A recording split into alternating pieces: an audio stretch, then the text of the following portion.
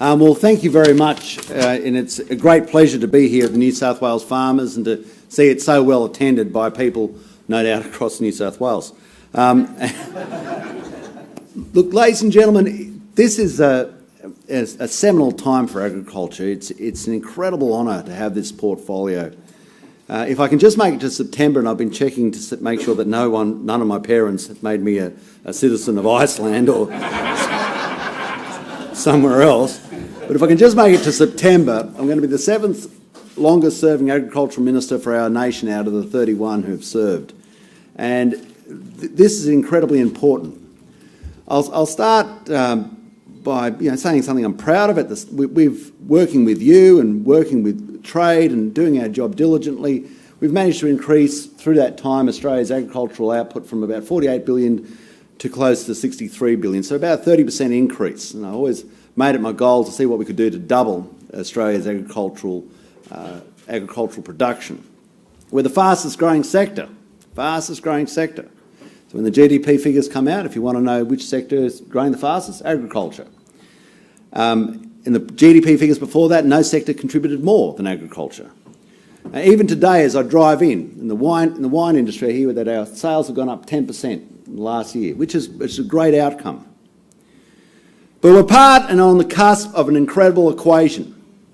In the next 50 years, we have to produce as much food to feed the world as humanity has consumed to this point in time, which is which just goes to show you the enormity of it.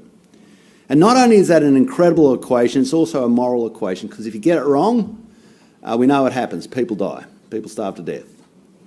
So they mightn't starve to death where you can see them. They will be in North Africa. They will be on Pacific Islands, but it will definitely happen.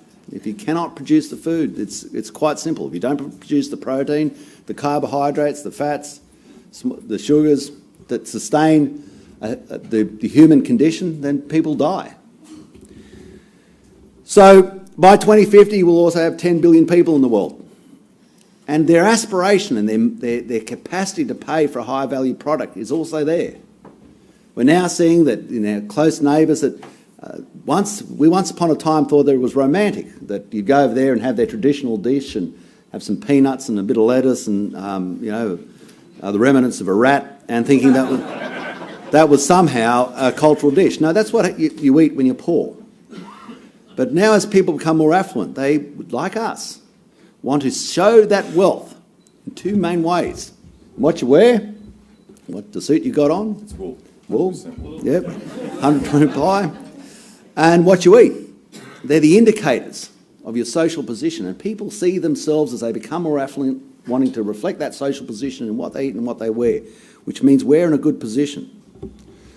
But we have got to diligently think about how we deal in this equation. And some of the things I will say, I hope, are challenging. But as I said, I love the dynamism of this portfolio. I was at Rothamsted, which is near London. There's the longest scientific experiment in the world that's been going on there. It's wheat production. You can have a look at it. And there are different plots. They all use the same variety of wheat. They all use the same variety, and they see what yield they get. And they've got the plot where they don't put any chemicals on it, they don't put any fertiliser on it. Sort of remind me of home. And it gets about a tonne to the hectare. Beside it, they spray it. They have the correct fertiliser input into it, and it gets 9 tonnes to the hectare. It's very good. If you ever get a chance, you should see it. It's there, and you can probably get it on the internet, Rothamsted in England. And it's been going since prior to 1850.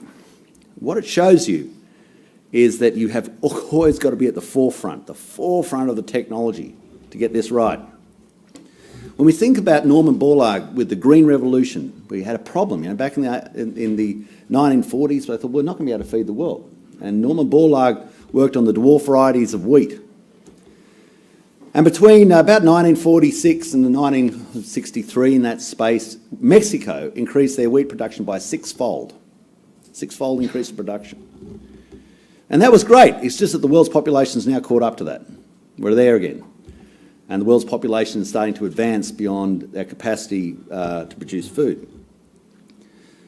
So what this means is, as we head towards 2050, with 10 billion people, we don't have what we had the norm, but we don't have 30 or 40 years to try and work this one around. If you think about it, wheat, being a hexaploid gene, is more complex than the human genome. Harder to map than the human genome. And the reason being is we've been mucking about with wheat genetics for about 10,000 years. Very slowly, very, very slowly. Towards the end, we try to find new varieties by bombarding it with radiation and chemicals to try and create a mutation and select the better side of the mutation so we can have a better variety. But we don't have 10,000 years between now and 2050. We've got merely a couple of decades, a few decades, to try and meet this equation. And so we have to look at the things that will get us there quickly. Things such as genetic modification have to be right at the forefront. We have to be sensible about it and not religious and say, oh, well, we just don't believe it. If you don't believe in genetic modification, I'm looking around this room now, every person with a cotton shirt, take it off immediately. And whilst you're at it, you can lose your underwear because it's all genetically modified. There is no cotton. There is no cotton in the world that's not GM. It'd be vastly less than 1%, a fraction of a percent. And remember, the seeds from that genetically modified cotton gets fed to cattle, so you better stop eating beef as well. So we're already there. We don't have the Norman Borlaugs. We can't wait around to try and develop another huge step like dwarf wheat. We've got to try and be at the forefront of this. We've got to understand what's happening at Rothamsted. We've got to understand the potentials that are there. We can do it, but it's going to be difficult. We need other things to happen as well. You've got to have the free movement of trade. If we just have people saying, well, we're only going to live with what's provided from us in our state or in our country or in our district, you're going to starve to death. A couple of hundred years ago, this city would have been supplied with things from its hinterland. Remember, the closest we've got since 1788 to starvation was around about here because they just could not provide for what they needed. And so we have to have that movement of trade. And globally now, we're starting to get the clarion calls from some places. They want to become more isolationists and shut down that movement of trade. It is ridiculous. You've got to look at the long-term path. Farmers now are better off than they were 100 years ago, and they're going to be vastly better off in 100 years' time. I don't think anybody would swap their position from what they have now to what they would have had 100 years ago or 50 years ago. And we're seeing within this equation and what we do in Australia, trying to keep ourselves dynamic and at the forefront, making sure that agriculture is in the Deputy Prime Minister's office. We're taking it to the centre of government.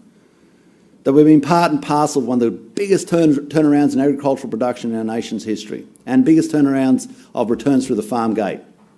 Wool up to 1,700 cents and back down to about 1,500 cents now, but still, over the last 30 years, pretty much record prices.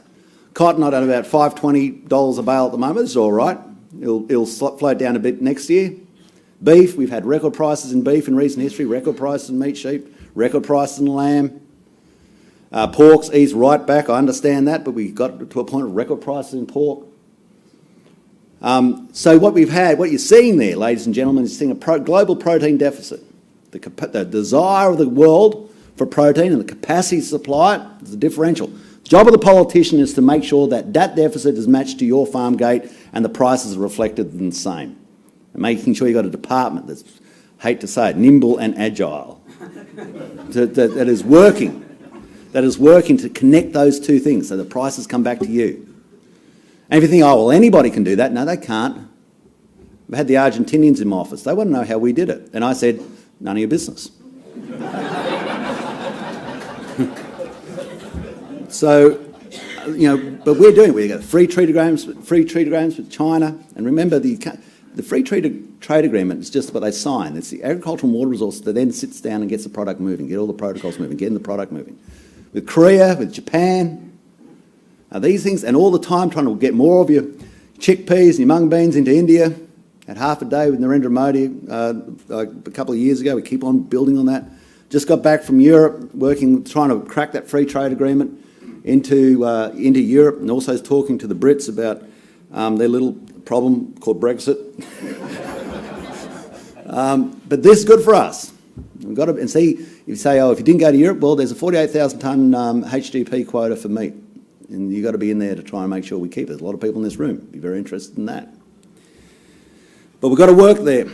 In the fats deficit, your dairy product, yeah, it started, like we think a year ago, you had Murray Gold at $4.31, milk solids at the start.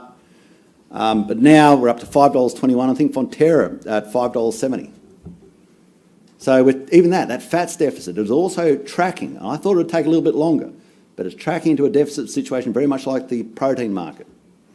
And I strongly believe, I said it would take a couple of years. It surprised me, it's taken about 6 months.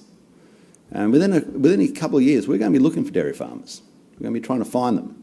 And this is because of the basically the global position we're in. And as I said, going right back to the start, it's a factor of simple mathematics, the number of people, what they're consuming, and where it comes from. And so this is how we have to work into that. Now, we've got threats that we have to deal with as well. I'll tell you what the biggest threat is, the Korean Peninsula. That comes unstuck. If that, I won't say gentleman, if that individual continues down that path, that could be absolutely devastating to trade. Absolutely devastating to trade. Overnight, your major markets shut down. That would be disastrous for us all. And so when you watch that and you see that fat person sending off his missiles, just think about what the ramifications are back to you at the farm gate for your beef prices, your sheep prices, your wool prices, your cotton prices, your grain prices, the whole lot. The whole lot. Because if that goes off, that's the end of trade in Southeast Asia. And that's the end, that basically, then we go back 50, 60 years. So that's a big threat. And we've got to work out how we manage that. Environmental fanaticism. All the time, one of the reasons that we, within the National Party, we take this portfolio to the central governments to deal with that. These people who they want us to return to tent hunters and gatherers on the forest floor. And this idea that everything that is advancing, that takes the human condition ahead, is somehow inherently evil. It's got to be combated. This excessiveness, so much of it driven from near the inner suburbs of this place, by people who never actually go on a farm. Their view of a farm, like I always think of it, good God bless them, the Wentworth Group. Why are they called the Wentworth Group? Because they met at the Wentworth Hotel. It's where I'm staying tonight. It's not in the Murray-Darling. And these issues have got to be, you've got to take ownership of it. That's why New South Wales farmers is so important. Because the proportionate numbers of farmers obviously is vastly fewer than it was 50, 60 years ago. So you better be politically adroit. You better focus. You better understand how the political system works, because your future is inextricably linked to it. And this weekend I'll be loading some cattle myself and getting them off. But you've got to make sure that, okay, if there's a change in government, who's going to look after you? What sort of knowledge do they have?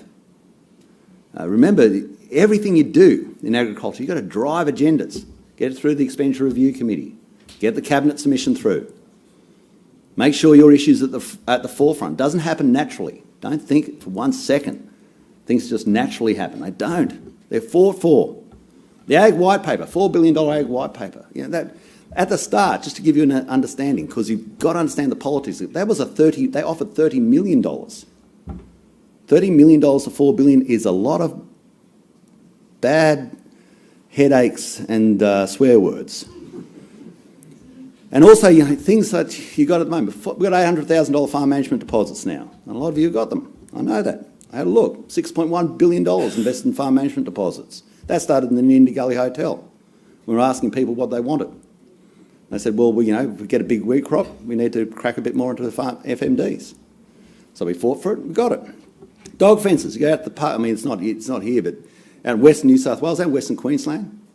So we can get sheep back in and revitalise those economies. Well, we fought for that money and delivered it to try and roll it out. And if you can go out to places like the Paroo, you can see it. About 2,000 kilometres, well over 2,000 kilometres of dog fences. Country of origin labelling, they said it would never be done. Couldn't be done. It's too difficult. We did it. And over the next year, it's about a year into that, next year that will roll onto your shelves, and you'll be able to see what is made in our nation and the portions which it's made. We set up a regional investment corporation, a regional bank. It's going to be capitalised to $4 billion. Don't think for one second that everybody thinks that's a great idea. I hate it. It's going to be set up in Orange. There's something, but you've got to have that political drive to fight for it. Concessional loans, we've lent out more than $700 million in concessional loans. I think about 2.44%, which is not a bad rate. The $20,000 instant asset write-off for if your turnover is less than $10 million. Mobile phone towers, $8.4 billion. This is a big one for New South Wales, for Inland Rail. $8.4 billion. One of the biggest issues we have in Australia is the transport costs that they have in America, in Canada, in Europe. They're beating us. We needed a substantial investment in rail to try and at least keep within sight of these people. Now, in the past, it just never happened. Everyone talked about it. Oh, they all talked about it. They also, like the Labor Party now, they say it's a good idea. So's going for a run. You know, it's a good idea. But they don't put the money down for it, but we got it. If we lose the election, you lose it. Gone. You can forget about it. Stop arguing about where the Inland Rail is going to go, because it just won't happen. That's the end of it. And this is why I always say to some of my colleagues, if you are creating turmoil and pitching for a change, you just might get it. But the alternative is not Malcolm Turnbull, it's Bill Shorten. And he's never come to the front of your thing and said he's going to build the Inland Rail. The dams, we're going to increase production. We have to increase water storage. And who do I fight it with that one? The Greens. Luckily, most of them are gone now. But you know, this is, you know, this sort of insane type of sort of quasi-religious approach that water storage is evil. Fighting it. Burralong frogs, boggle-moss snails, every invertebrate and mollusk on God's earth apparently is stopping us from building anything. Well, we've got to bulldoze through. We've got to bulldoze through and continue to make sure that you got the New South Wales guys up here, make sure you give them the fervour. Like, let's get in there and build some of this. Let's get into it. Inland Rail, let's get into it. Let's all work together. Drive this agenda forward. Make it happen. Decentralisation. There's something that didn't cause much of a stir. APVMA to Armidale. We've got to do it. Create these centres of excellence in regional areas. Riddick down to Wagga. So that you can go to this and you'll have a cell of incredibly competent, highly qualified, educated people driving in, whether it's in